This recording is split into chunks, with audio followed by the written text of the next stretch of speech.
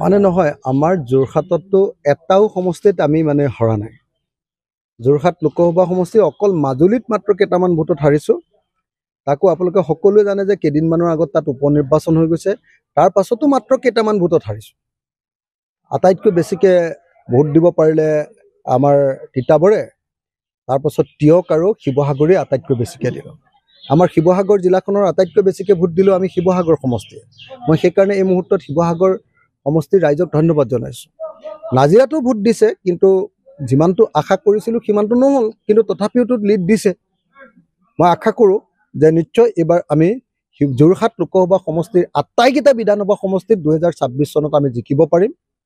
আৰু অকল যোৰহাট লোকসভা সমষ্টি নহয়, গোটেই উজনি অসম, উত্তৰ অসম, বৰাক উপত্যকা, নামনি অসম, সমগ্ৰ অসম জুৰি এতিয়া বিজেপিৰ বিৰুদ্ধে যিটো ঢৌ আহিছে, বিজেপিৰ স্বৈৰতন্ত্ৰৰ বিৰুদ্ধে মানুহৰ যিটো ক্ষোভ আছে, বিজেপিৰ গণতন্ত্ৰহীনতাৰ বিৰুদ্ধে মানুহৰ গুণ্ডাগিৰিৰ বিৰুদ্ধে মানুহৰ যিটো ক্ষোভ আহিছে, এই ক্ষোভৰ পাছত নিশ্চিতভাৱে মই ভাবোঁ যে 2026 চনটোত আমি বিৰোধী ঐক্য মঞ্চই চৰকাৰ কৰিব পাৰিম।